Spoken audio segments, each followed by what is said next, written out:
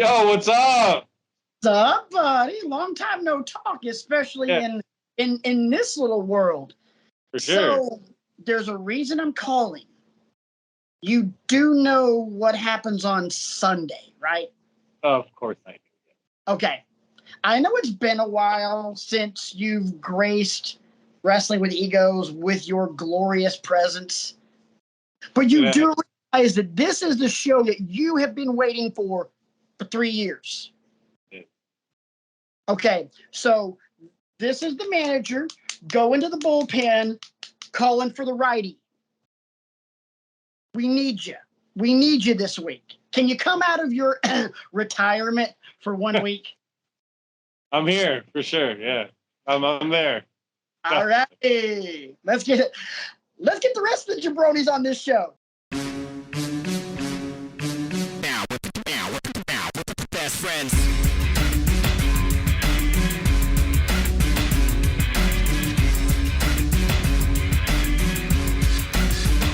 So it all comes down to this. It is a moment that we as wrestling fans have been waiting for the 3 years of AEW's existence. And there's no real way to do this show as a 3-man power trip. Oh, no. All day long, I've had this weird cramp in my hand because we need the fourth of the 4 horsemen. Would you like to reveal yourself, good sir? Ladies and gentlemen, welcome to Wrestling with Egos. However you may be listening to us, whether it be on Google Podcasts, Apple Podcasts, Spotify, Anchor Podcasts, even watching us here on the YouTubes. Thank you guys so much for making us a part of your wrestling knowledge for the week. And yes, we are talking about nothing but Forbidden Door tonight, and I am excited. My name's Patrick, and I am joined, as always, by my usual 2 cohorts, Brian and Isaac. And tonight, backed by popular demand, mainly because he is the one that's really been waiting for 3 years for this freaking show. AEW analyst, the assassin, the elitist, whatever you want to call him, the man, the myth, the legend himself. Welcome back, RJ. Okay. And of course, he has to bust out the AEW strap right off the rip. Gentlemen, before we get into this, I have to ask the usual question. We'll start with the guest of honor tonight. RJ, how goes, bud? Just waiting. I warned the wife last night that for the next several days I will probably not do or think or talk about anything that isn't Forbidden Door. And there's a story that he told me off camera that we'll get into it here in a little bit. Isaac, Brian, how goes? Ready, excited. Let's do this. Things came into focus last night on Dynamite. Yes, it did. And it's a very good, without even meaning to, great segue, because RJ, I'd like to share that story that you told me before Brian and Isaac joined us. I can do that, but there is one thing that I would be remiss if I did not do right off the bat in my return. I have a question for Patrick, since he is the trivia master and seems to remember everything. I'm having trouble remembering something, and I would like you to please indulge me and remind me who is currently the reigning, defending, undisputed college football national champions. I knew that was coming. I knew that was Long-term booking at its finest, folks. very much so. Long-term, but it would be your beloved Georgia Bulldogs, which Yes, it was. I would like to point out, I was fervently cheering for them in that national title game. I would imagine that you were. Because as we all know, when it comes to college football and its national championship, if it's not Auburn, then I have 3 words for you. Anyone but Bama. So anyway, back to the matter at hand. back to your regular programming. Anyway, your story continues, Si. So we were sitting watching Dynamite, and the wife was asking me why I haven't seemed as excited for the show as she felt like I should be. And I explained to her that the way it's supposed to go is that they're supposed to announce the show, that they're doing the New Japan AEW Super Show that I've been waiting for since the literal day they announced AEW was happening. It is a day that has lived in my dreams for several years now. And I was as excited as I'm supposed to be the day they announced that show. And what's supposed to happen from there is I'm supposed to get more excited as the show gets closer. And the opposite happened because we didn't really have a card. And there wasn't a lot of excitement going into the show. And the big three for me that had to be on the show were all considered injured. Omega is out and will not be back for Forbidden Door. Naito is injured and will not be available for Forbidden Door. And as far as we had been told, Kazuchika Okada was injured and was not available for Forbidden Door. And I felt that without those three guys, especially Okada, is it really a New Japan AEW crossover show? I mean, like, it is. But of all the guys in the wrestling business, there's one guy that I would personally consider bigger than the company he works for. And that's Kazuchika Okada. He's bigger than New Japan. And in order for this show to have the power and meaning it should have, Okada has to be on this show. And I was heartbroken and distraught and not as excited for this show as I should be. And that conversation with my family happened 20 minutes before I screamed and yelled and cried and fell to my knees in the middle of my living room and Kazuchika Okada came out and walked into an AEW. Beautiful. And I am now through the roof. It's Yes. everything it's supposed to be now. Yes, literally, it's about that time.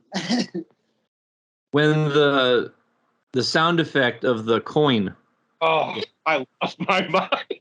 I'm like, wait a minute, I've heard that before. And, you know, it shows you how much territory I have yet to cover in my New Japan consumption. I didn't know instantaneously that was Kazuchika Okada. But once he walked out, I'm like, oh, brother. That was, and I was trying not to spoil it because I put a meme in the show chat that indicated that something big had happened, but I didn't say what had happened. And I was hoping to God that RJ would not consider that a spoiler. But you can go back and look at what point I put that meme in there, and that's about the time Okada went out in real time because I know you were behind. But I full disclosure, I was prepared to come on this show tonight and just book a card because we had maybe 5 matches, Right. Confirmed, and then they spent most of this show Setting the rest up. confirming Which I expected that they would do. card. What was that, RJ? Which is what that's what I expected last night's Dynamite to be. A whole lot of booking Forbidden Door because there was not a whole lot to be excited about. Here's my story on this.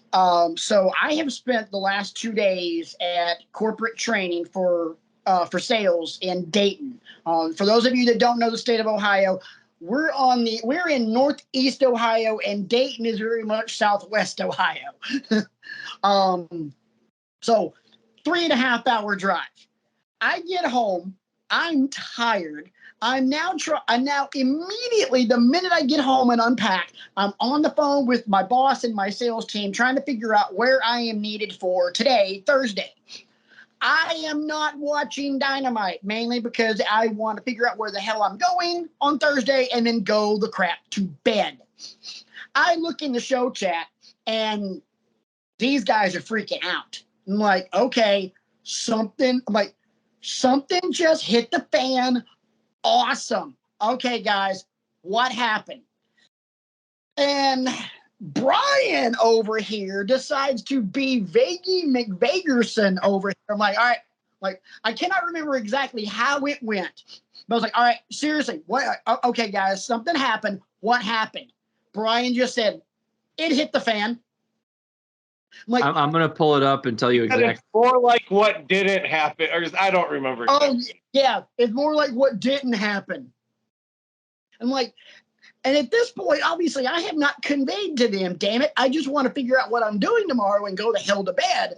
And So then I jump in our personal chat and I gave him this picture. I took a picture of the card because I didn't want to spoil it for anybody. You know. So I hope that helped you. Oh, it did. It did, but I was like, damn it, Brian, just freaking tell me.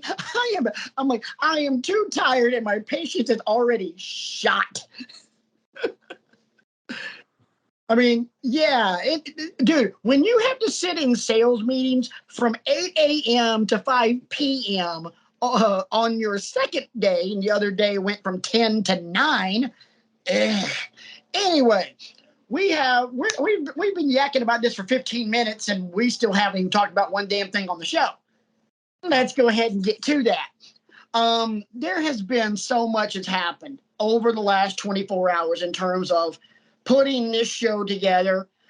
I really don't know where to start. Actually, I'll go with one and then we'll just kind of figure it out from there.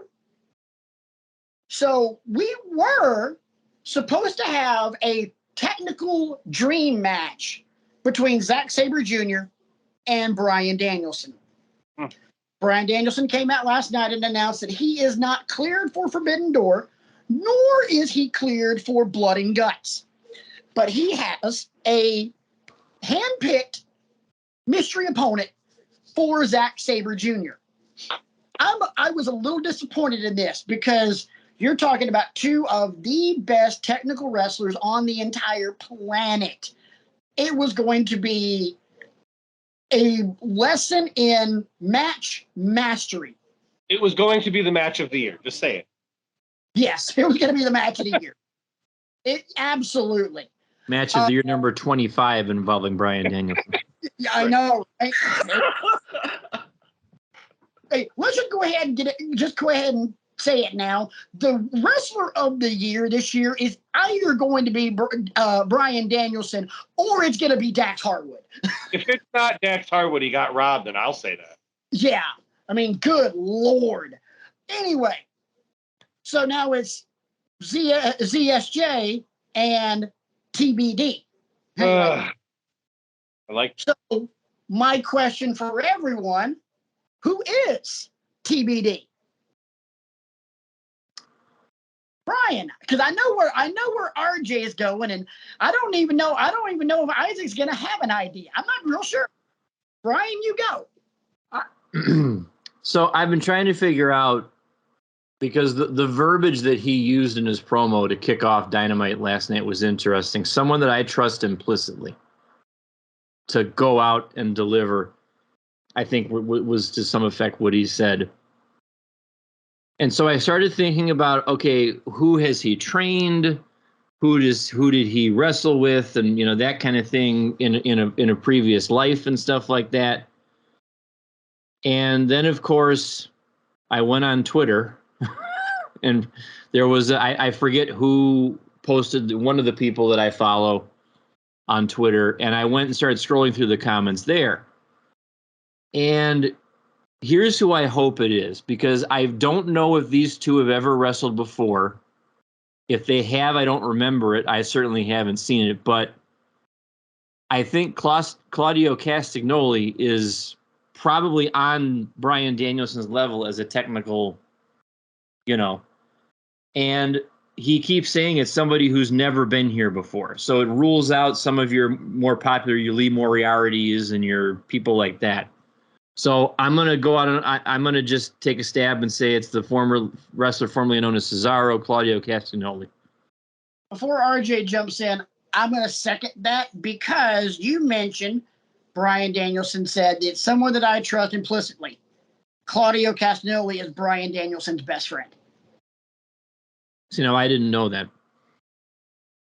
That's why I think it's him. However, Mr. RJ over here, the gentleman in the red Georgia Bulldogs hat, has a different theory. I have a different wish. Okay. The Claudio thing makes too much sense. But when he's talking about somebody who he feels could technically deliver a match with ZSJ on the level that Danielson could have had a match with ZSJ, there's one guy that's not signed to a company that fits that bill for me, and it's Johnny Wrestling. He's the guy who could have a as good as Danielson match with ZSJ. He's the guy that could do that. The guy. Let me ask you this. He's also coming to Cleveland at the next AIW show for anybody who is interested in that. Yes, well, maybe not. I think it's the one after that. Yeah, I did see that, and I'm like, Anyway, Yeah, he makes an indie appearance. So let me ask you this real quick, RJ. I know Johnny Gargano mostly in the independents before he made the jump to NXT. He generally worked heel. Not here, but Well, yeah, when he not traveled, he did. Not in Cleveland because he's a friggin' god in Yeah, Cleveland. he was white meat baby face to high heaven here. King of Cleveland chance baby face here. But he worked heel a lot of other places, yeah. I guess my question is, does what Johnny Gargano did in NXT, does that disqualify him from ever having a legitimate heel run? Because I honestly think with as many great faces as AEW has, I'm not sure where he would fit in. No, yeah. I mean, more or less, did his NXT run screw him out of a decent heel run? I don't think so. But the only reason I say that is because of how good he is at everything he does. I don't think that anything rules out anything in his career. He can do what he needs to do to make things work in the ring, outside of the ring, character work. He's on another level from so many other guys to me. I'll second that really quick. I would agree with that because any heel you can mention has to put in the work to be a heel. You know, you talk about the greatest heels of all time, Ric Flair put in the work to be a great heel for all those years that he was a great heel. MJF has been putting in great work to be the heel that he is now. Randy Savage in the 80s was another one who, as Patrick is so fond of saying, they make you want to pay your hard-earned money to see them get their butt kicked. And I have no doubt that if Johnny was brought into AEW, all he'd have to do is, attack a fan favorite backstage or run somebody down on the microphone, go on Twitter and run at somebody. I mean, there's ways to do it. I mean, those are obviously bargain basement ways to do it. But I think he could be a success at that if he decided he wanted to. If we want to sit here and talk, go ahead. I'm sorry, go ahead. No, I was telling you to go ahead. If we look at it like this, Triple H said it best, Johnny Gargano is just that damn good. Really? He can do it all, and we all know that. And we, if it is him, which is a brilliant, great idea, RJ. I'm just saying, it would be fantastic. I mean, I would love to see that match. I really would love to see that. Is there anybody we're overlooking? Like, is there any out of left field? Like, oh my God, they got him. Wyndham. I really don't think so. Ooh. Wyndham is the only other person, but I don't think he matches. No. he's not that technical like Right. Danielson. And to put on a technical match like that, no, you can't see him doing that. And with their on and off camera history, I don't know that he's somebody that Danielson would go on the mic and say, I trust this guy. He's another big name that isn't signed anywhere that could show up, but he doesn't match. No. It's probably Claudio. Like, honestly, I don't like I suppose I just don't want to get my hopes up that it's Gargano, and so I'm like trying to push it down and not let myself believe that. But like, there's a huge part of me that thinks it's him, but I'm not letting myself believe it. Right. In terms of Wyndham Rotunda, a match with him and Zack Sabre Jr. isn't even in the top 100 things I want to see. Yeah, I agree. Because that is, to me, on paper, you know the old phrase, styles make fights. That's not a fight I want to see at all. If you're going to have Wyndham make an AEW debut, it's got to be against an AEW beloved person, not an insufferable prick from New Japan. Because that's what Zack Sabre Jr. is. He's an insufferable prick. I've mentioned to my close immediate family many times that if I'm AEW and I sign Wyndham Rotunda, he comes in against Wardlow 100%. Yeah. Yeah. So let's go ahead and move on and get into some of the. There are a lot of matches that are a lot of people thrown together in this card. That's what Japan does, though. Yes, you're absolutely right. But here's something that I think is different between a New Japan show and this. A lot of these make sense. 100%. It's not just like Bullet Club versus Five Guys. It's these pairings make sense. And I will give you one very, very good example. It's a trios tag match. Chris Jericho, Sammy Guevara, and Minoru Suzuki. Murder Grandpa. Say what? I just said Murder Grandpa. That's all. Murder Grandpa. Against the team of Eddie Kingston, Wheeler Yuta, and Shota Umino. Shooter. Hey, bang. Yeah.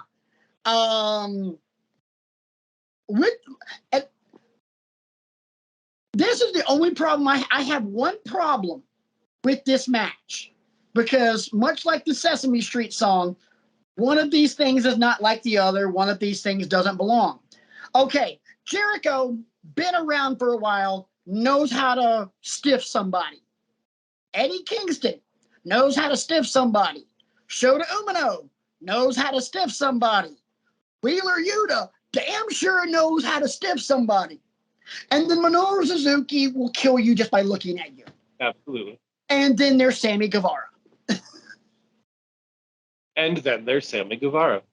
Yeah. Sammy, don't get me wrong, I love Sammy's work. I think Sammy Guevara is amazing in the ring. But this is a match if five guys are going to beat the piss out of each other and a pretty boy. 100%.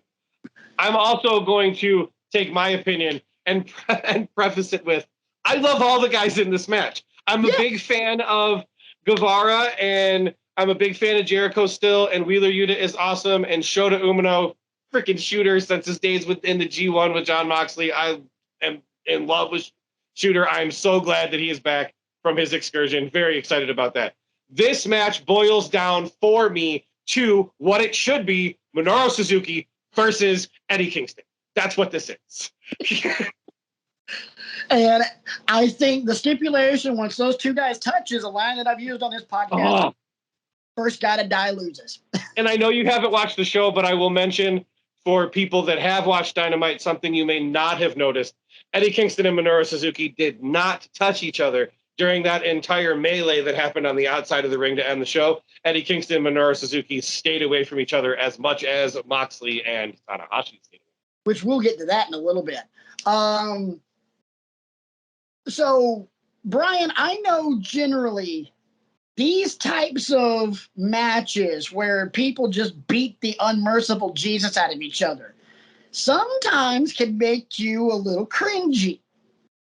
On a scale of 1 to 5, 5 being, butthole puckering, 1 being, what level of expectation of watching this absolute beatdown of a match? It's probably going to approach a 4 for me. The fact that there's 6 guys involved, it won't be like Walter and Ilya Dragunov. It won't even be like, Suzuki and Bryan Danielson. I mean, it'll approach that, but with all these other moving parts, but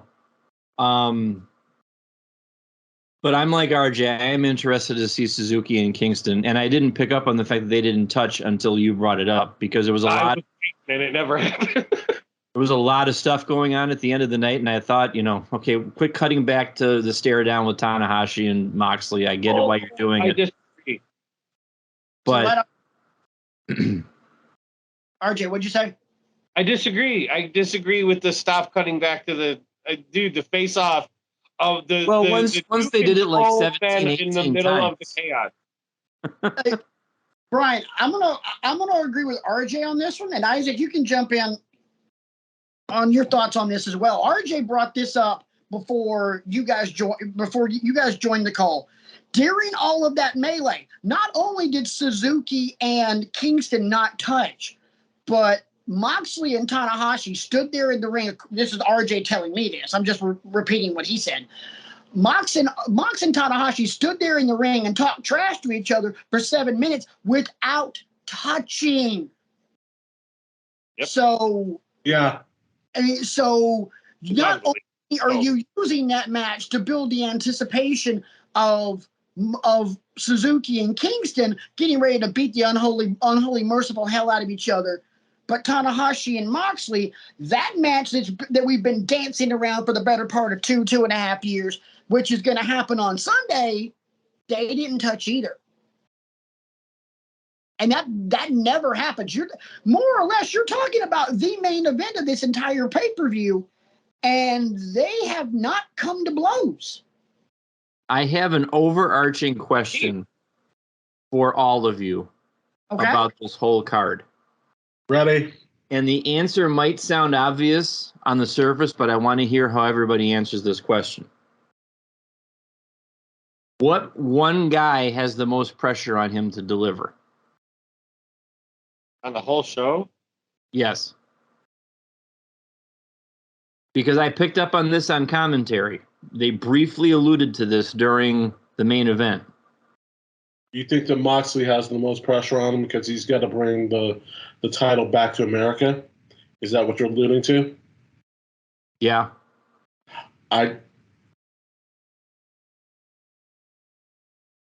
hold my opinion. I'll disagree. Because you're looking at it in terms of, we don't want the AEW World Championship to go to Japan. When you ask that, who has the most pressure to deliver? I'm looking at it in terms of who has the most pressure to deliver on their match. And to me, that's Hangman. I thought him too. Hangman is in the ring with 3, not 2, 3 dogs. Because even though Adam Cole has yet to get his just due in pro wrestling, Adam Cole is a freaking dog. Just like Jay White and just like Japanese wrestling Jesus. Because that's exactly what Kazuchika Okada is. He's Japanese wrestling Jesus. Yeah. So if you look at this, Adam Cole has been legit for a while. He's just now getting recognized as being legit. Jay White, Kazuchika Okada have been legit for a while. Before AEW, Hangman was a jobber. Hangman, Not necessarily a jobber. He won a lot, but he was a mid card for sure. he was a coattail rider. Let's call Yeah. it what it is in a very, very, very good way because he is good, but he was a coattail rider. The first time that Hangman ever got the main event push is this famous casino battle royal where one of us on this show may or may not have been caught on being the elite going, oh my God. Exactly. Yeah. That's the first time that he has ever been a legitimate main eventer. Guys, we are talking about a New Japan AEW Super Show. Can you freaking believe that? I'm sorry. I'm just. It's unbelievable to me. I still don't believe it. on tap for RJ in 3, 2. I'm sorry. And you know what? I think we all agree with that. But but that's my take on that. Who needs to deliver? It's Hangman. Because Hangman, in my opinion, does not have the clout as Adam Cole, a world champion in Ring of Honor, an NXT champion has. Does not have the clout that a Japanese Wrestling Jesus or a reigning defending IWGP World Heavyweight Champion Jay White has. I would tend to agree with you in the fact that Hangman is, in my opinion, going into this fatal 4-way match against 3 of probably the top 5 wrestlers on earth. I don't think Adam Cole gets the praise that he should for being one of the best wrestlers on the planet. Okada, White, and Cole are a tier above Hangman in a lot of people's eyes, and Hangman does have a lot of weight on his shoulders to prove that he belongs on that tier. Another person that I will mention that is going to have a lot of weight on their shoulders when it comes to their match is whoever to be determined is. Yes. Yeah. Oh, People are expecting whoever that is to walk in and be Bryan Danielson. which, let's be honest, that They're not going to be, but if they can come close. right. No, then there's no way you're going to be, because I don't know if you'll agree with me on this one or not, RJ, but it's something I've been saying on this show for weeks. When you're talking about Bryan Danielson in the here and now, you're talking about the best wrestler on the planet, bar none, period, end of story, good night, game over, drive home safely. I think he's the best wrestler that works for an American company. I'll say that. I think Jay White is the best wrestler on earth. Debatable. I will agree to this. It is very debatable. I think that Bryan Danielson is the best American wrestler, almost for sure. But I think that the best wrestler on planet Earth right now is Jay White. There's not that not a wrong answer to be on that one, to be honest. As long as you're going one of those guys. But I agree with you completely. TBD, you know, you've got some big ass shoes to fill. And you're gonna be expected to show up on your debut and hit a freaking home run. Yep. So that one's gonna be interesting. So aside from the 2 world title matches, let's go ahead and kind of just toss things around the room. And Isaac, the 3 of us have kind of been dominating this for a good bit. So let me ask you, of the remaining matches that aren't the men's world title matches, what one match for you is like, ooh, I can't wait to see this one? There's a lot of people that I have been exposed to in the past couple of weeks, because I'm not as familiar as RJ is with New Japan, so I'm just going to leave it at that. But I'm going to sit here and say I'm really interested in seeing Will Ospreay and what he can do. And from what I've seen so far, I'm excited to see what he's going to do. I'm interested to see. I don't have the depth and the history of wrestling that everyone else does when it comes to New Japan wrestling. So a lot of these guys I have not seen, and I'm very excited to see what they do and, what possibilities other than what we've seen in American wrestling is about to go down. That's what I'm looking forward to. RJ, what was that comment you had? Because Isaac, yeah. I am very jealous of you, Isaac. Like, I wish with all my heart that I was going into this not previously knowing who a lot of these New Japan guys are. Because when I first started watching New Japan and started seeing these guys, it blew my mind. And I wish I could go back to the time where I'm seeing them for the first time in a big set. I'm so jealous. Yeah. Enjoy the hell out of it because these guys are amazing. Because let's look at it this way. When RJ and I both first started getting really into New Japan, Will Ospreay was just eyed. Yeah, he was a guy that a lot of people looked at as he might be the best wrestler in the world in the future. But he has to put the work in.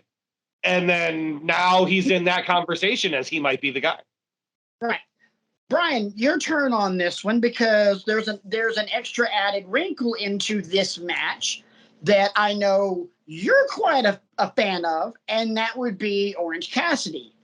So you're looking at this match in terms of the IWGP US title being on the line with Will Ospreay defending against the aforementioned Freshly Squeezed. And Ospreay being one of the best technical wrestlers on the planet with a little bit of a high-flying streak. And Orange Cassidy, who is unique, to say the least. I'll leave it at that. Go. Which is why I would argue that there's a lot of pressure on Ospreay. I don't know about a lot of his history with his feuds, but I would dare say that he hasn't been in the ring with a lot of people like Orange Cassidy. I feel like he's been in the ring with people that are on his level, like Shingo Takagi and Jeff Cobb and all these other guys that can deliver hold for hold for hold. But what do we know about the greatest wrestlers of all time? It doesn't matter who you put them in the ring with, they can deliver. What I've discovered about Orange Cassidy is a lot more to him than his gimmick. In fact, the man himself was on Twitter either late last night, early this morning, and he tweeted out, "I can do stuff." And he left it at that. And that's perfect because one of the reasons I love Orange Cassidy so much is, yeah, you look at him first, he's got the sunglasses and he puts his hands in his pockets and, you know, he taps you and the crowd goes, "Holy shit, holy shit, holy shit." But then after he rocks you to sleep, then he starts going all out. And I'm interested to see how Ospreay responds to something like that. You know, I have no delusions that Orange Cassidy is going to beat Will Ospreay. Let's not, you know, that's not what I'm saying. But this is a match where I think it could be stealing the show if both guys play their cards right, because on paper, it looks like a 5-minute squash. But all four of us know that's not going to happen. Oh, no. They're probably going to wind up going 10 plus, and we're going to, you know, the bell's going to ring, and we're going to be like, "Oh my God, that was a freaking awesome match." You know, but the one that I'm looking forward to the most out of all this stuff is the three-way for the tag titles with Roppongi Vice, Jeff Cobb and the Great Okan, and FTR, who FTR have been in the stratosphere for quite a long time, Dax Harwood specifically.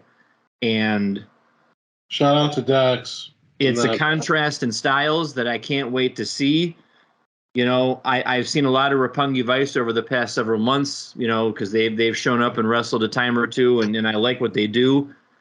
I've seen next to nothing of the Great Okan and Jeff Cobb, so I'm interested to see what those two guys can do. I know Jeff Cobb Yeah, you are.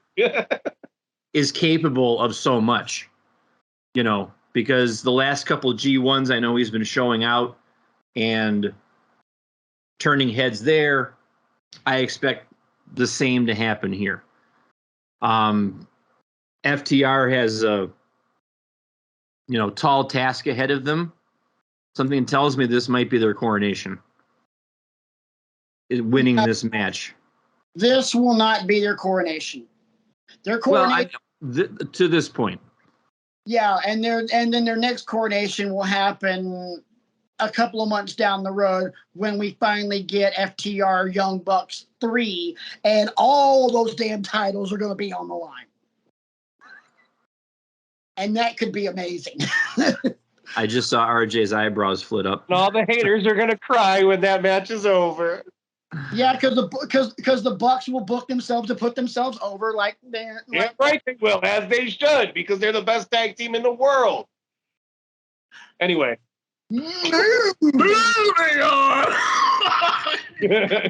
Hey, look, the Bucks have their resume, but I don't think right now, especially with the level of work that FTR has put out over the last 3 to 4 months, I don't think you can honestly say right now anybody is on their level. I don't think that you can honestly say that anybody is on Dax Harwood's level. That is accurate. Right. I do not think that Dax Harwood is the best tag team in the world. No. Hey, there was a point in time where the Rockers were the best tag team on the planet, and guess what? It wasn't because of Marty Jannetty. But guess what? Fair enough. But guess what? The Rockers were still the best tag team on the planet. Hey, the Hart Foundation was amazing, and it had nothing to do with the Anvil. 100%. That's fair enough. Anyway. This is me walking back through the weeds that we've stumbled into. Sorry, you said Young Bucks, and I know. It was a trigger. It was a trigger. Look, it was. It is a trigger. It is a Poison trigger. Ivy back there, guys. Watch out. Because let's go ahead and be, no matter how many times RJ is on this show, no matter how many times we talk tag team wrestling, RJ and I will never agree on the tag team scene, especially between the Bucks and FTR. Our bias runs way too deep. 100%. And you mentioned people disagreeing with me on tag teams and stuff. So I have to go ahead and mention something that AEW has done to me that has made watching their shows difficult for me. One of my my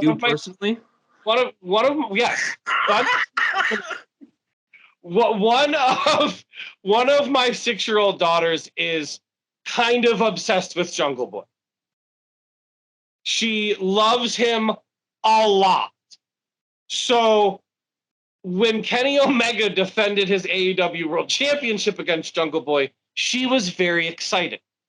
One of the two of us left that match happier than the other one.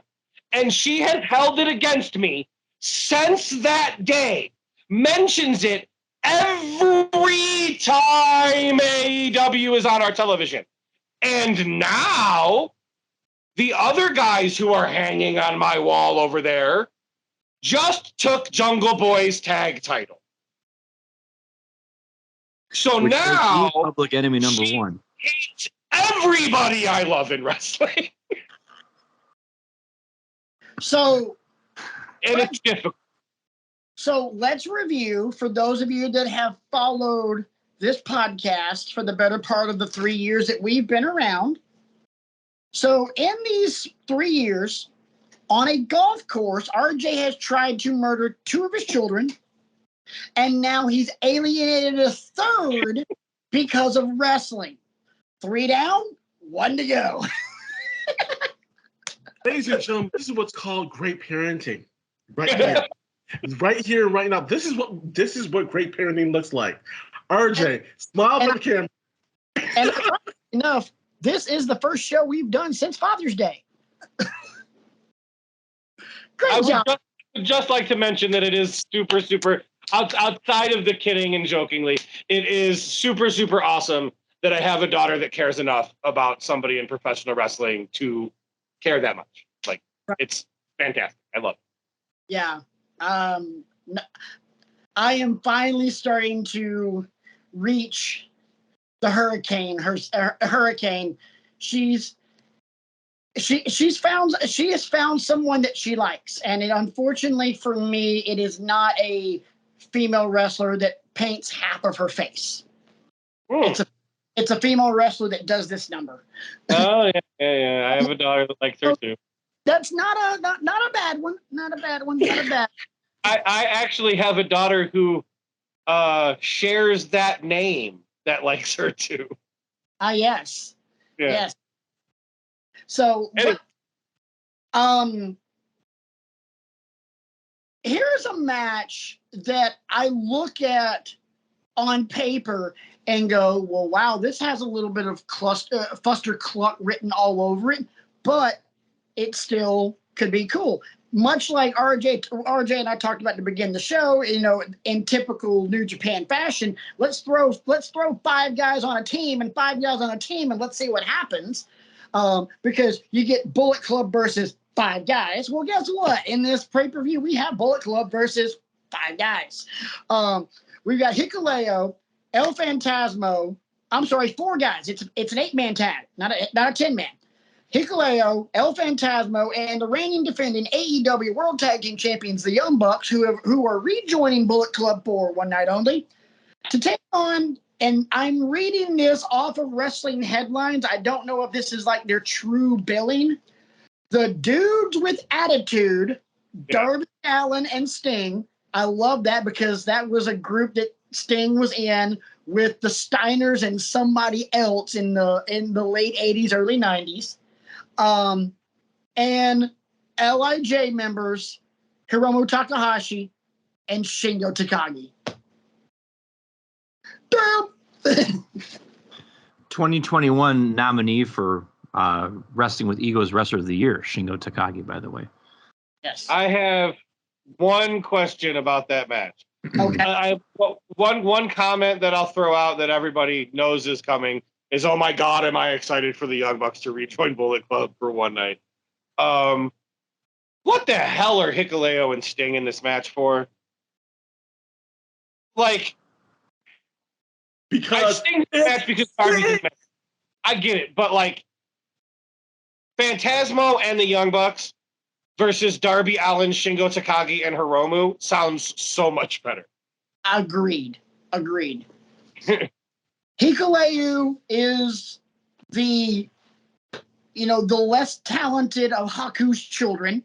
100%. And as much as Sting is one of my favorite wrestlers of all time, he is in my and I don't mean this in a blasphemous way, my personal wrestling holy trinity, the Taker, the Stinger, and the Edge. Sting's 60-something. Yeah. What the hell? Yeah. I mean, when you distill it down, that's what you're going to get. You're essentially going to get a 3-on-3 because Hikuleo and Sting are not going to factor that much. I mean, they'll have a spot. Hikuleo has one job in this match. You know what that match is? What that job is? Stay out of everybody else's way. No. To be standing on the floor at ringside to be able to catch Darby when he does the bottom rope suicide dive at 170 miles an hour. That is very true, yeah. Hikuleo is going to eat that. That's his job. Remember, you have one job. That is your job. So here's my question.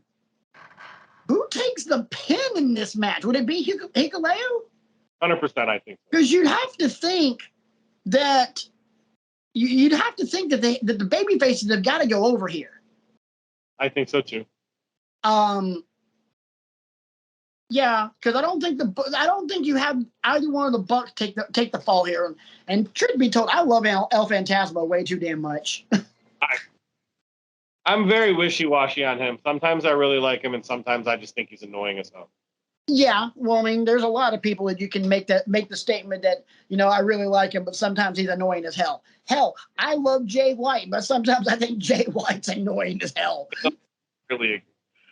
I mean, you can't really argue that, but I mean, Jay White is amazing in the ring, but sometimes you're just like, oh my God, shut up. I think Darby pins Hikuleo. Would not surprise me. So with that, we've got everything else. Everything left is title matches, and 3 of them are AEW titles. So let's go ahead and get into. Oh, I just remembered something real quick before we move on. We were talking about the Ospreay Orange Cassidy United States title match. Yes. I wanted to mention that I don't know that it'll necessarily happen during the match, but after the match, Juice Robinson is going to show up for sure. He was the IWGP United States champion. He got stripped of the championship because he was unable to come to Japan and defend it. He has been cutting video promos on New Japan shows and on New Japan World, saying he is holding the belt hostage, which is why Ospreay does not have a championship. Ospreay is the IWGP United States champion, but he does not have the belt because Juice Robinson is holding it hostage because he doesn't think he should have been stripped of the championship. So he's holding the belt hostage in America. He's going to show up for sure. I'm just throwing out there, Juice Robinson shows up to probably beat down or do something with Ospreay, who will most likely win that match. Right. So here's something I just read, and you guys haven't mentioned this already, so I'm not sure if this is completely legit. You're looking at the 4-way for the inaugural AEW All-Atlantic Championship. Miro Pack versus Malachi Black versus Clark Connors, who's replacing the injured Tomohiro Ishii. I did not know this. RJ, is this legit? Yeah, 100%. Yeah. Okay. When did this injury happen? I think it came out today. Okay. So for those of us that aren't as familiar with New Japan, and for those of us that have nothing in terms of knowledge about Clark Connors, educate us. Who is this cat? Clark Connors looks like the guy who pops up on the screen when you start Creator Wrestling. But he's good. He's your inaugural All-Atlantic champion. He's good though. He's good. He's good in the ring. He's from the LA dojo. He was trained by a lot of people in the New Japan dojo, but oh my god, Shibata. Oh my gosh, I was brain farting on his name because Shibata ran the LA dojo for quite a long time. I am personally excited that Clark Connors is replacing Tomohiro Ishii. I would have been excited if a golf cart had replaced Tomohiro Ishii. I'm not a huge fan of Tomohiro Ishii. Tomohiro Ishii has, I've said this on this show before. Tomohiro Ishii has fantastic matches, but he has the same fantastic match over and over and over and over and over. So what you're saying is if you had it your way, you would have replaced Ishii with Hiroki Goto. No. He's literally the only person. Him and Scott Norton are the only 2 people that I would not have replaced Tomohiro Ishii with. And I can mention Scott Norton because he has recently wrestled on a New Japan show as a member of Bullet Club. Are you shitting me? I lost my shit. I was like, are you serious? You know what He's a member of Bullet Club. 100%, yeah. Like, not really, but like, yes, he is. He's like NWO B Team, a member of Bullet Club. So the more things change, the more they stay the same. Pretty much. Hey, so here's a question for you, RJ, because I know you've been out of the loop on the show. Did you, by any chance, watch the watch-along episode that the 3 of us did when we watched the Chamber of Horrors match from that Halloween Havoc in the early 90s? I feel like I did. Where I made the Scott Norton reference. Yeah, yes, I did. Yes, I did. Yes, I did watch. Yeah. You know what this match needs? Let's bring out Scott Norton. Oh, crying out loud, this guy. Oh my God, that line will live in the history of this show. So let me ask you guys this. So we've got Connors, Black, Pack, and Miro. Who you guys got? I mean, I just told my secretary to go ahead and place 1,000, place a couple G's on Clark Connors. I mean, you know, from that sterling introduction that RJ just gave us. In all seriousness, this to me seems like the place where they put a title on Malachi Black. I agree. And I don't want that to happen. I want Pac to win because, you know, for a lot of personal reasons. Pac, Samoa Joe, Finn Balor, Baker. Yes, that's the unholy alliance. I'm surprised you would say that. That Brian would think that. Because Malachi to me seems to be directionless right now. You know, Julia Hart's running with him. That's gone nowhere. You know, all of his minions keep losing. I mean, I don't know what purpose that faction is serving other than to take up TV time and get losses occasionally. So, I mean, this feels like a spot where Black should triumph to kind of justify why they're around and why they're a force to be reckoned with. Maybe I'm wrong. My opinion is this gives Black something other than the House of Black. And because I agree with you that the faction itself has been rudderless, but he is one of those wrestlers that you can literally give a tiny bit of a push to, and then we're rolling. And this could be a very easy way of doing that. I don't think you put it on Miro. You agree? You disagree? I think that it goes on Miro for sure. Oh, okay. I don't know, just the way that everything's been.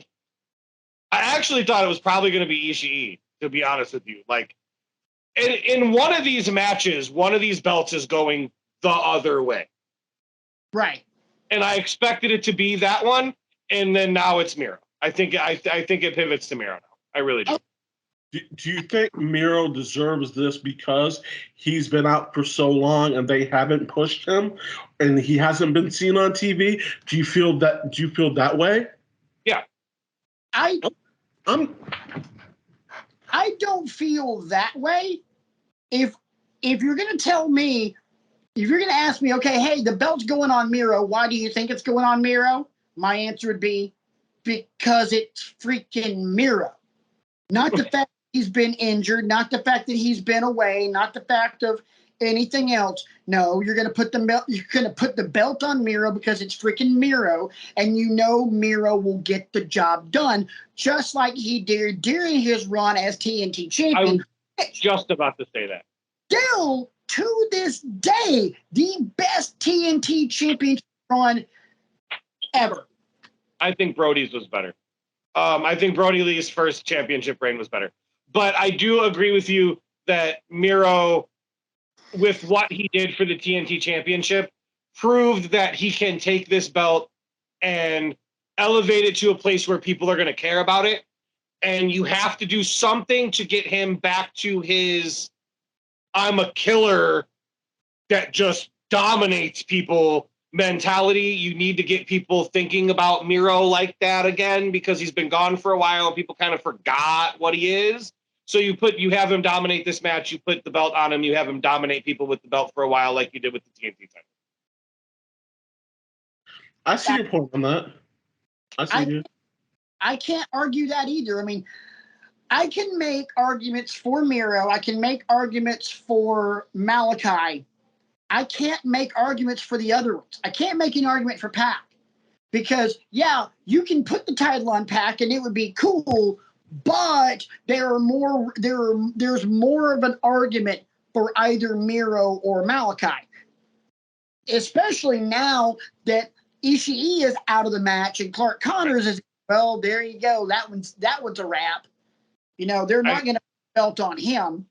The only way that the belt goes on Clark Connors is if both companies hire Vince Russo to book the show.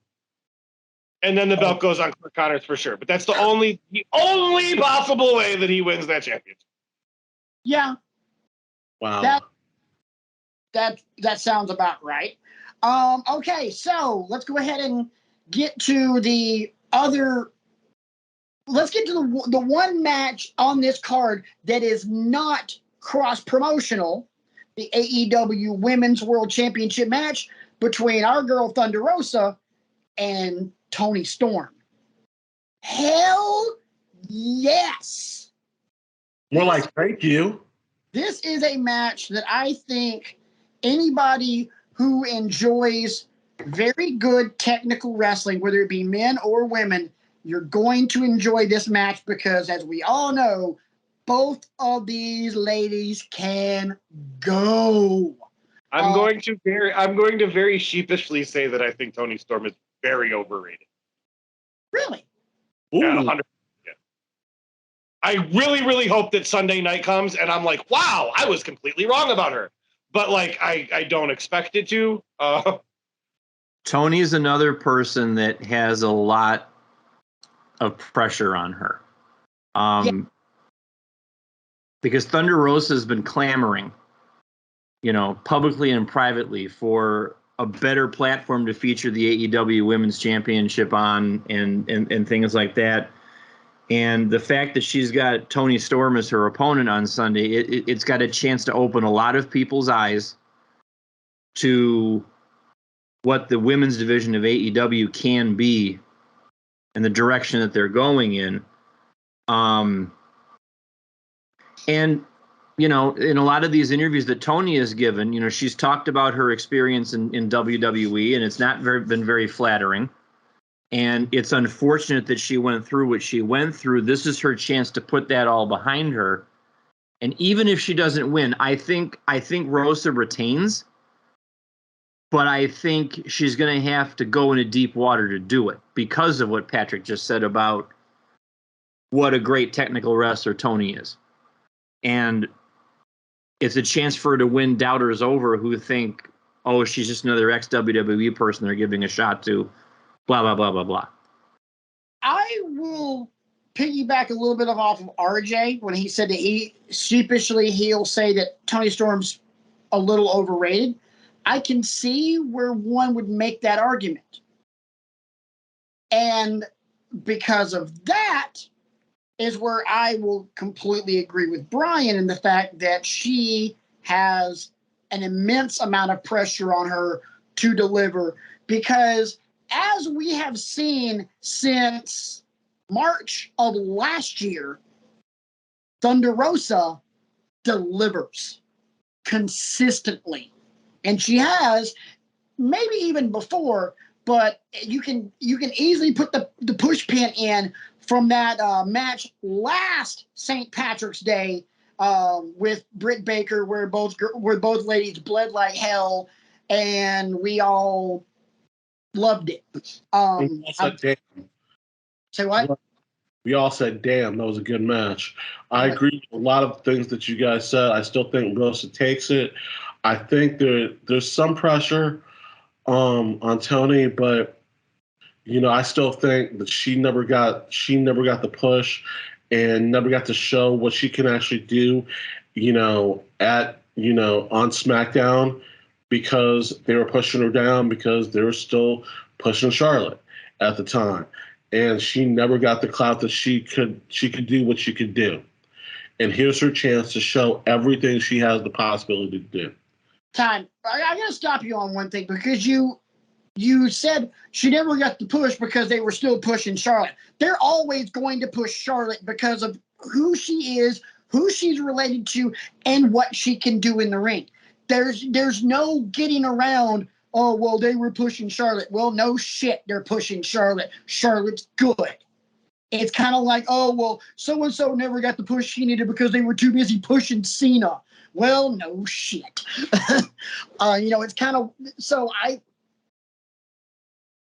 granted, Toni Storm did not get the push that she might have deserved, but she didn't get the push that people think she should have gotten in NXT either. She got the push at NXT UK, and once they brought her stateside, and then they took an Toni Storm and put her to SmackDown, and it continued to be So I mean, kind of where I stand on that one. I think it's consensus that we all think Thunder Rosa retains. So RJ, before we move on, I'm going to ask you this: who's next for Thunder Rosa? Man, I don't know. I mean, I am consistently not knowing the answer to that question. Every time it comes time for her to move on, I don't know what it's going to be. It's when it was Serena Deeb, my reaction to that was, oh well, at least we know Thunder Rosa's for sure going to keep the belt this pay-per-view. And then now that it's Toni Storm, I'm like, oh well, at least we know for sure that Thunder Rosa's not going to lose now either. I don't know. Somebody she's going to beat until eventually she Jade Cargill. I agree 100%. And oh my God, am I happy to see you react that way. But God, Jade Cargill is the worst. The worst. There are weeks where I start Dynamite on my television at 8:10 so that I can fast forward through whatever Jade Cargill does. Yeah. That's a terrible thing to say. Jade Cargill is horrible. The worst ever. That's what she needs at the end. Ever. I would personally rather see a 10-hour-long marathon of Nia Jax matches. I'll co-sign on that. Followed by another 5 hours of very, very, very early Ricky Starks. Oh, yeah. Not Ricky Starks now. Ricky Starks has won over. But okay. I was just about to say, it's been a long time since I was on this show, so I do have to mention the Ricky Starks hate inside of my heart has very, very much gone way, way down. I don't dislike him as much as I used to. I don't love him. He's not one of my favorite wrestlers, but he's definitely improving. I don't fast forward through his shit anymore. Right, for sure, yeah. I wish not he'd stop talking. Yeah, I won't. I'll half-heartedly pay attention, but I don't just automatically fast forward. Like, all right, it's not a Bella Twins match from 10 years ago. All right, I'm gonna go pee. So let's go ahead and get to. Anybody else have anything they want to add to Thunder Rosa and Toni Storm? The only thing I can think of for who they run in her next, because she's had a character change and she seems to be a little bit more of a tweener now, Chris Statlander. Because it's too early for Athena. I don't think so. I don't think it's too early for Athena because of what she can bring to the table. I would rather see Athena and Thunder Rosa than I would Chris Statlander. Okay. Of course you would. I mean, of course, but it's not. Athena's gonna. Sorry, I booked this stuff. Athena's gonna take the belt off Cargill probably.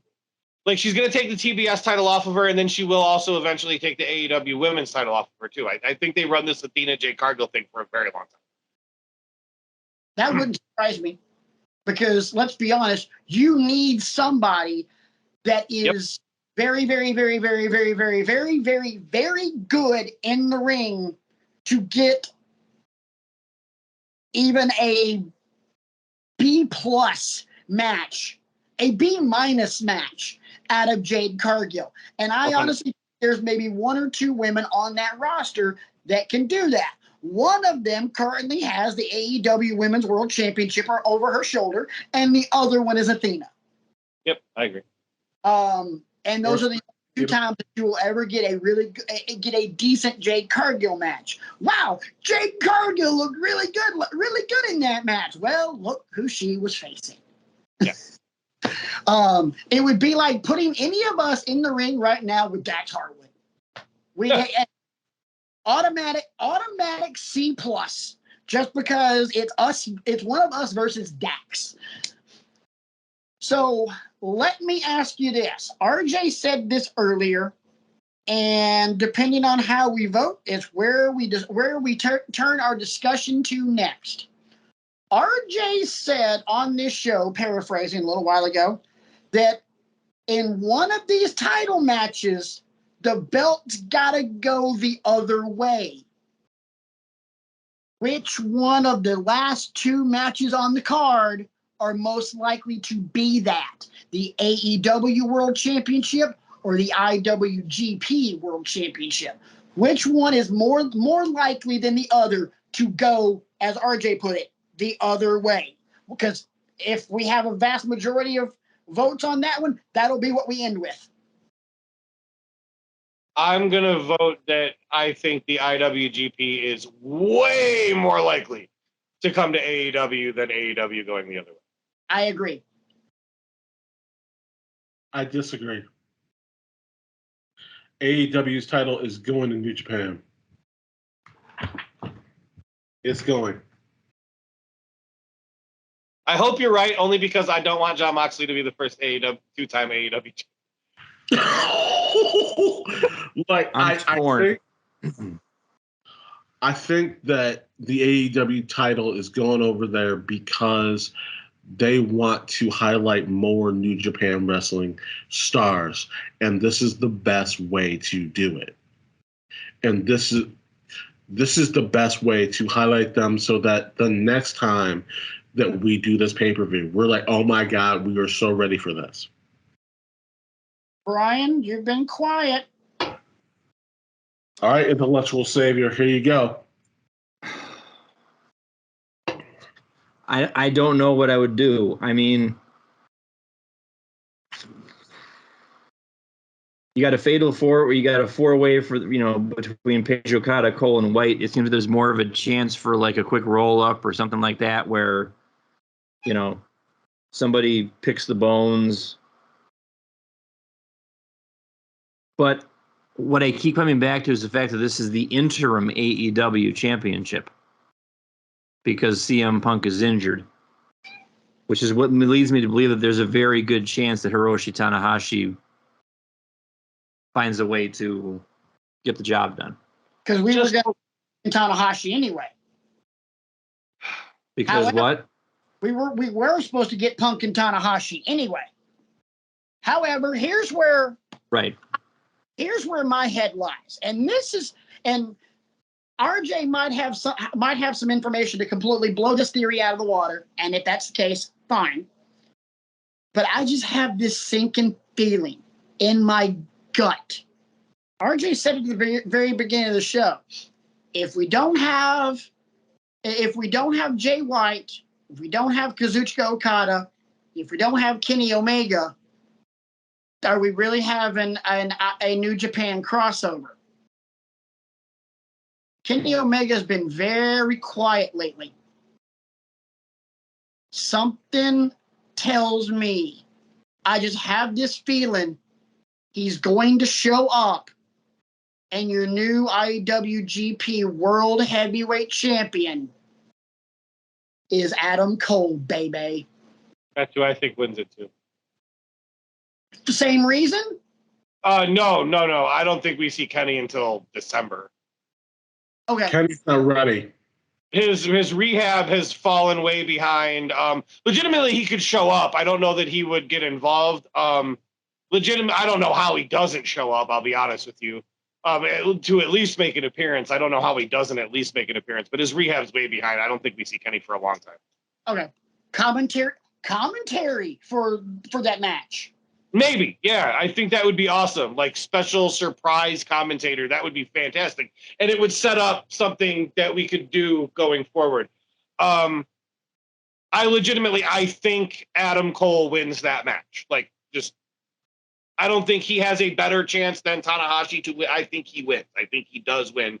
The way that Isaac thinks Tana is winning the AEW, I'm almost positive. Cole wins the IWGP.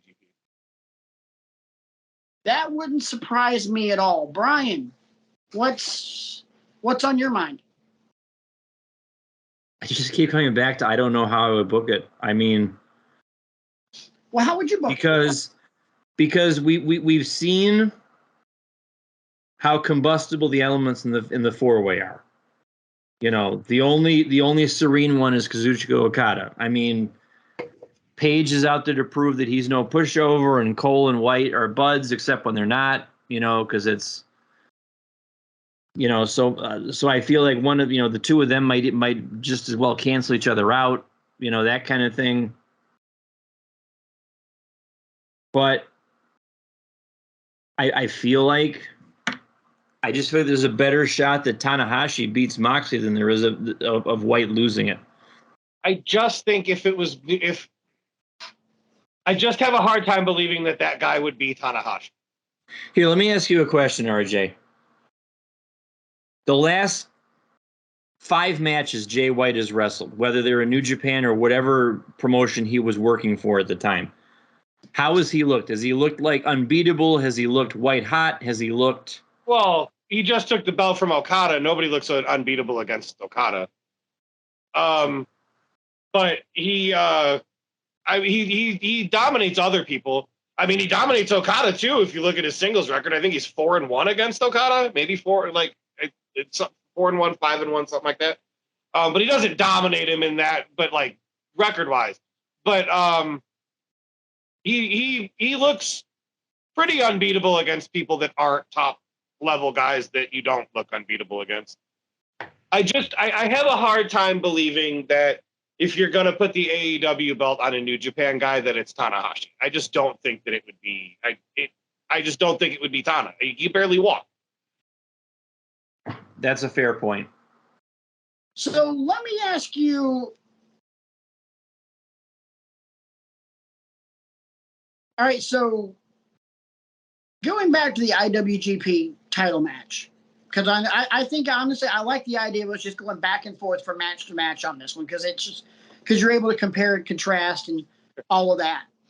So, what are the scenarios? All right, give me quickly a way for all 3 guys not named Jay White to win that match. Does Okada just win it straight up by hitting a Rainmaker on somebody and that's a wrap? Good night, game over, drive home safely? I think the only way Page wins it is if 2 guys are down and one guy's like staggering to the ring and he somehow gets a buckshot lariat on somebody. You know, maybe he gets a buckshot lariat on Okada, for example, because Cole and White have actually beaten each other in this submission on the outside, and there's nobody there to stop it. If they're gonna put the title on the IWGP title on Hangman, Hangman has to pin Jay White. Okay. I honestly think it delegitimizes Hangman if he pins Adam Cole. Because I'm sorry, I don't care how much AEW wants to love Hangman. Ain't no way in hell Hangman is pinning Kazuchika freaking Okada. He's not pinning Japanese wrestling Jesus.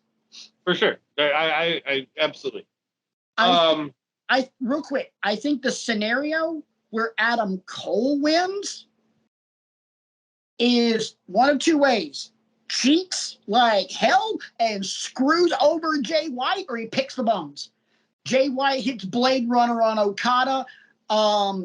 As Jay White's getting ready to go for the pin, Adam Cole lowers the boom, covers Okada. Ball game. The scenario in my head for Adam Cole is something similar to Okada hits a Rainmaker on Hangman, turns around into a Blade Runner from Jay White, who then gets hit with the boom from Adam Cole, who then crawls over and pins Hangman, who was originally the only thing that I don't think that there is any scenario where Jay White gets pinned.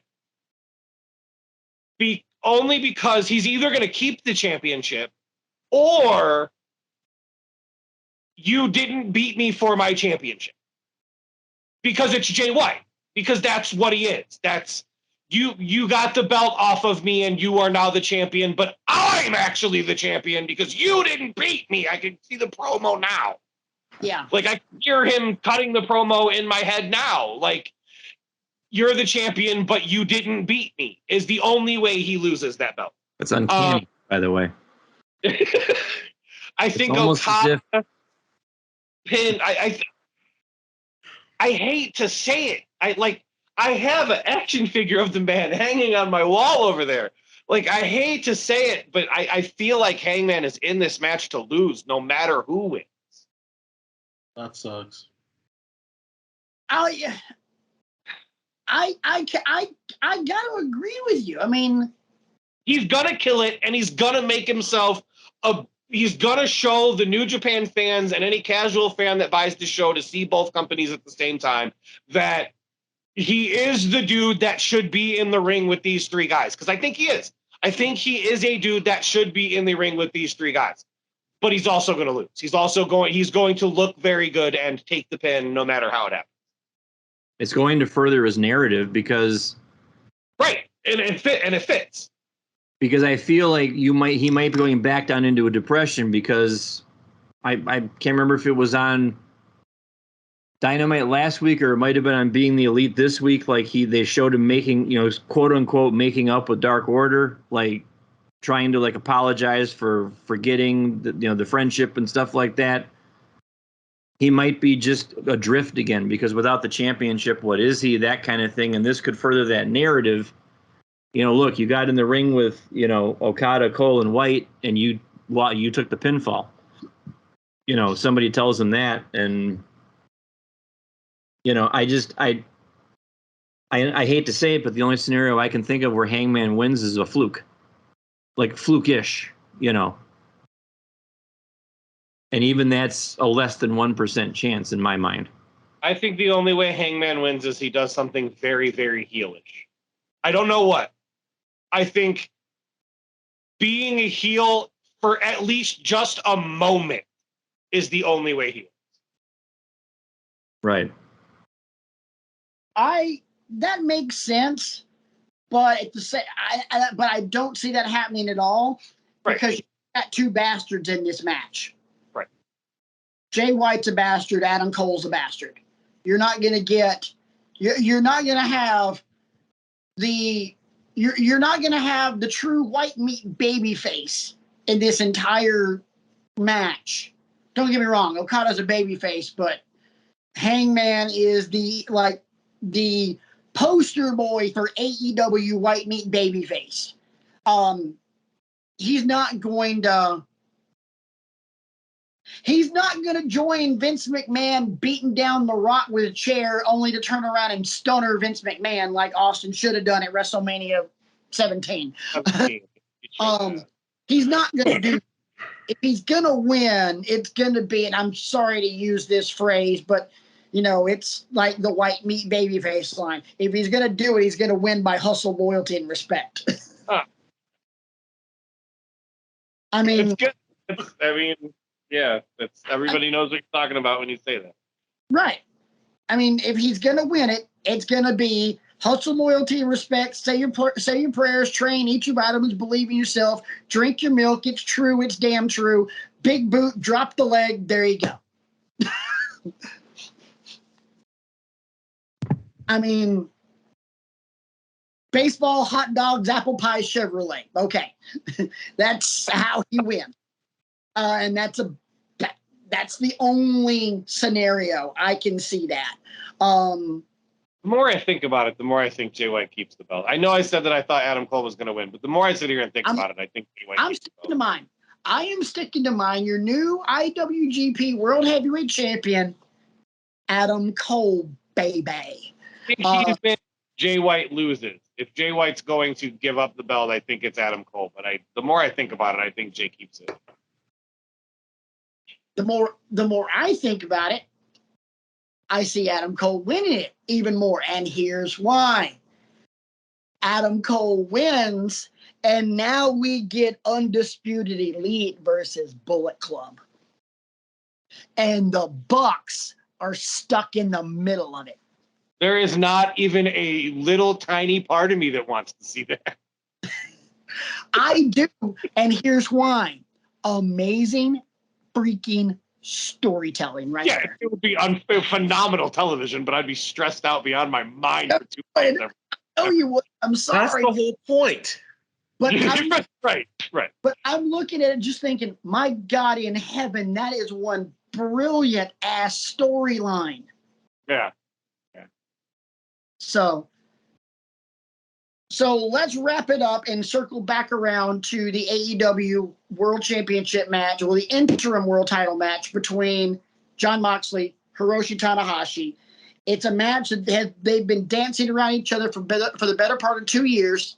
I'm excited as hell to see it. I personally, because of Punk's injury and everything else, I don't see a scenario where Moxley does not win this. I agree. Especially when you mentioned Tanahashi's limitations before. It didn't dawn on me that he's, on the downturn of his career, and I think it was RJ that said that he can barely walk. So you wonder what kind of a match you're going to get out of him. I'm sure he's going to give it his all. He always does. Yep. But he's still good in the ring. I mean, he's not the Tanahashi of old. He's not the Tanahashi of 5 years ago, but he's still good in the ring.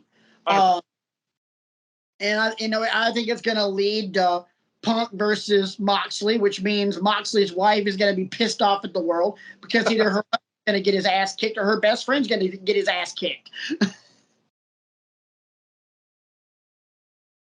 So I ought to be a fly on the wall for that one.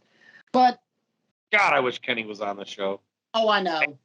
Man, I hate the fact that he's not, because I got to be honest. Please, if Kenny's on this show, get Hangman out of that title match. oh yeah, for sure. That's what it would be, 100%. Give me Kenny, Okada, Jay, Adam Cole. And I mean, my 3 favorite wrestlers on earth are Kenny Omega, Jay White, and Adam Cole. So like, I would be over the moon. Like,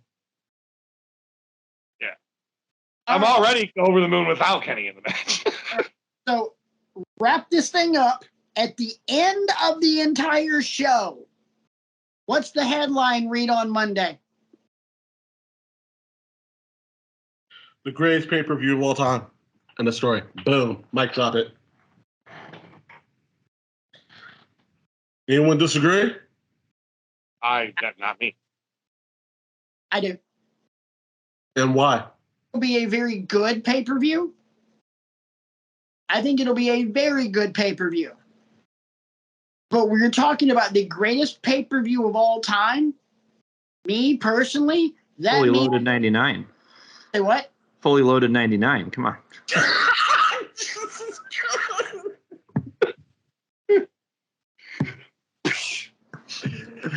To me, that means you're putting it up against WrestleMania 17.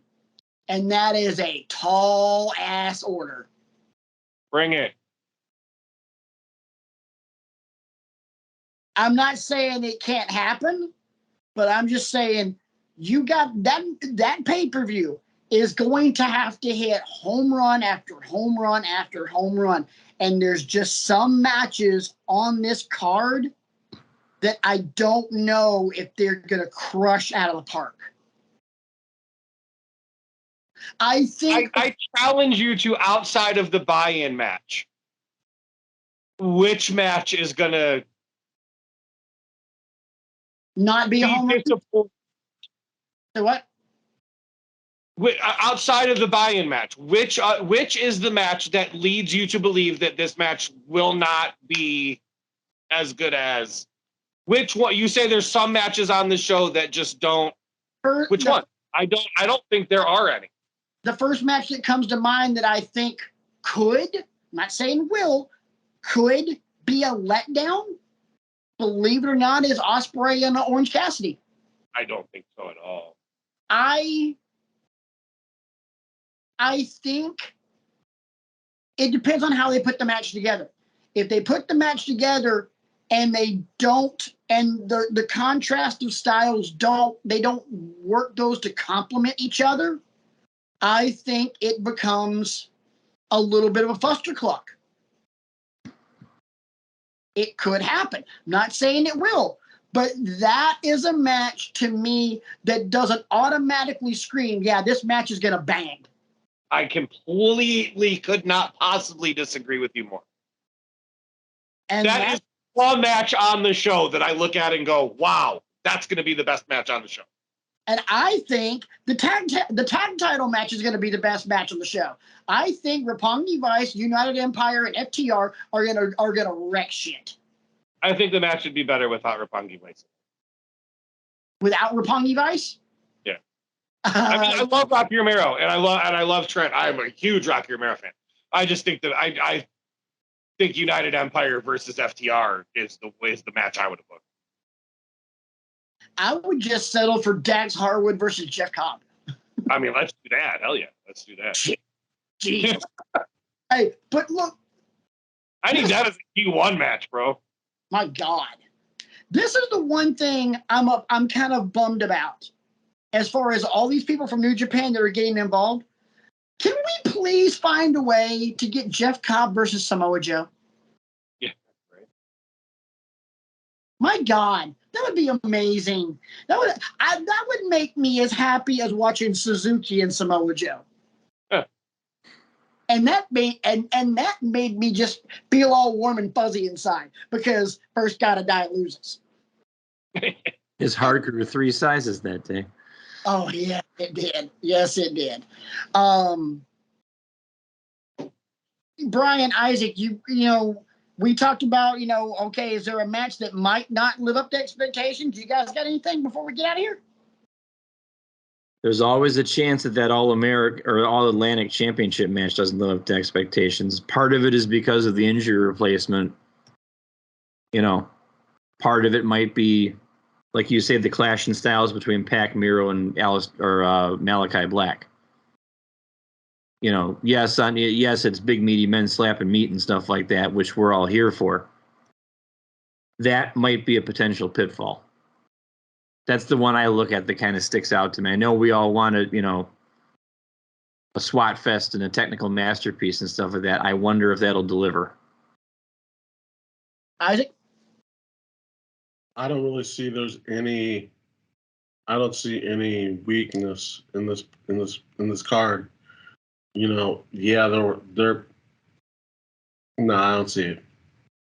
I'm not saying there's not a weakness. I'm just saying that there's some matches, if they start going the wrong way, they go the wrong way. That's kind of the way I'm looking at it. I think I agree. I do agree with Brian that I think that of all the matches on the card, the 4-way probably has the most likelihood of falling short of what it could have been or what it could be. But I don't think that is because of the replacement. The styles in the match might not mesh as well as I hope and think that they do, but they might not. But I don't think it's because of the replacement. I've never watched a wrestling match and been like, man, I wish Ishii was in this match. Like, that's never happened. So I don't think it'll happen on Sunday either. So what you're saying is that we need to have a 3-way dance between Ishii, Scott Norton, and Hiroki Go to Sleep. And wake me up when it's over. Wake them up when September ends. There you go. Yeah. All right. RJ, we're getting out of here. Music's playing. I usually give the last word to these guys before I sign us off, but since you have graced us with your glorious presence as the AEW expert on this, first off, so glad to see you, buddy. As always, we keep your seat warm for you, so there's always a heating pad there in case you decide you want to come back, so it's nice and warm for you. So welcome back whenever, but I give you the last word. I don't have anything awesome or funny or anything prepared, anything like that. It's just, freaking Wrestling? 3 years. It has been 3 years of every minute waiting for a working relationship between these two companies. It has been 3 years of hoping and praying that one day New Japan wrestlers would start walking through that door.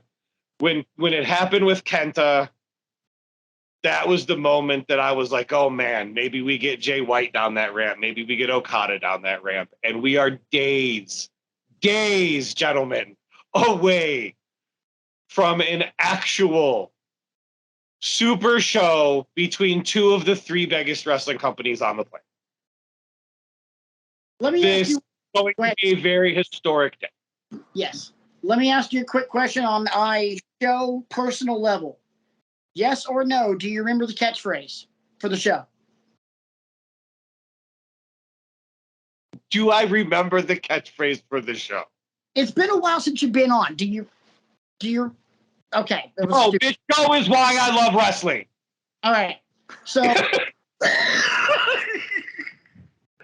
yes. So, We don't usually say it that angrily, but yes.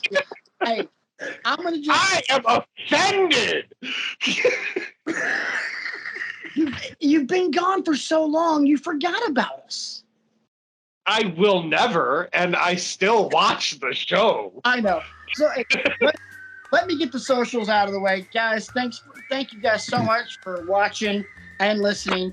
RJ is at RJ E-Man with 2 N's. Isaac's at I the Fourth. Brian's at B Kriego 15. I'm at Rant Mode On. The show is Wrestling X Egos, and as usual, we are out of here. For myself, Brian, Isaac, and most definitely RJ. This has been Wrestling with Egos. RJ, close us out, bud. This is why we love wrestling. Damn Skippy.